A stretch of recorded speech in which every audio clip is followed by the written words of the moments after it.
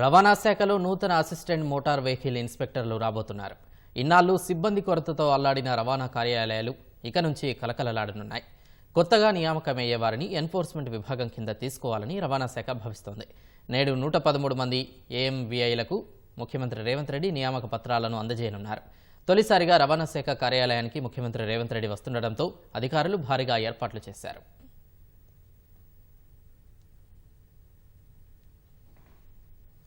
మరింత సమాచారం మా ప్రతినిధి శ్రీపతి శ్రీనివాస్ ప్రత్యక్ష ప్రసారం ద్వారా అందిస్తారు.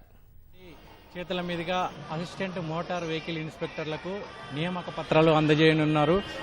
113 మందికి ఈ నియామక పత్రాలు ప్రస్తుతం మనం ఉన్నటువంటి ఖైరతాబాద్ ఆర్టీఏ రవాణా శాఖ కార్యాలయంలో అందజేయనున్నారు. దానికి సంబంధించినటువంటి సభా ఏర్పాట్లు కొనసాగుతున్నాయి. నూతనంగా ఎంపికైనటువంటి అసిస్టెంట్ మోటార్ వెహికల్ ఇన్స్పెక్టర్లకు ఉద్యోగ నియామక పత్రాల అందజేత కార్యక్రమం పేరుతో ఈ సభా వేదికను ఏర్పాటు చేశారు. ఇక్కడే రవాణా శాఖ మంత్రి పొన్నం ప్రభాకర్ సమక్షంలో ముఖ్యమంత్రి రేవంత్ రెడ్డి చేతుల మీదుగా 113 మందికి ఏఎంవీఐలకు నియామక పత్రాలు అందజేయనున్నారు. అయితే రవాణా శాఖలో అయితే కీలకంగా ఈ ఏఎంవీఐలు గత కొంతకాలంగా ఈ పోస్టులు ఖాళీగా ఉండడంతో చాలా ఇబ్బందులు పడుతుంది రవాణా శాఖ. ఎందుకంటే ముఖ్యమైనటువంటి ఎన్ఫోర్స్మెంట్ విభాగం అనేది ఇక్కడ లేదు. ఎందుకంటే అది ఏదైనా ఒక వాహనం కాలం చెల్లిన వాహనం కావచ్చు, దాన్ని పట్టుకోవాలన్నా లేదంటే ఈ ఫిట్నెస్ పరీక్షలు చేయాలన్నా కూడా ఏఎంవీఐలు అయిన వాళ్ళు లేదంటే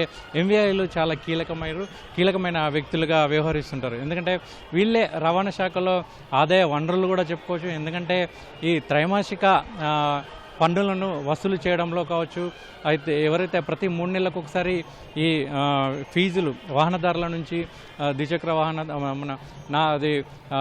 ట్రాన్స్పోర్ట్ వాహనాల నుంచి వీళ్ళు ప్రతి 3 నెలలకు ఒకసారి ఫీజులను వసూలు చేయడంలో కూడా ఏఎంవీఐలే కీలక పాత్ర. వీళ్ళందరినీ కూడా ఎన్ఫోర్స్మెంట్ విభాగంలో నియమించాలని కూడా ఈ రవాణా శాఖ ఉన్నతాధికారులు అయితే భావిస్తున్నారు. అందులో భాగంగానే ఈ నియామకాలు చేపడుతున్నట్లు కూడా చెప్తున్నారు. వీళ్ళందరికీ కూడా సుమారు 2 నుంచి 3 నెలల పాటు శిక్షణ కాలం ఉంటుంది. ఆ తర్వాత వీళ్ళందరినీ కూడా ఎన్ఫోర్స్మెంట్ విభాగంలోకి తీసుకొని ఎన్ఫోర్స్మెంట్ విభాగాన్ని స్ట్రెంథెన్ చేయాలని కూడా రవాణా శాఖ అధికారులు అయితే భావిస్తున్నారు.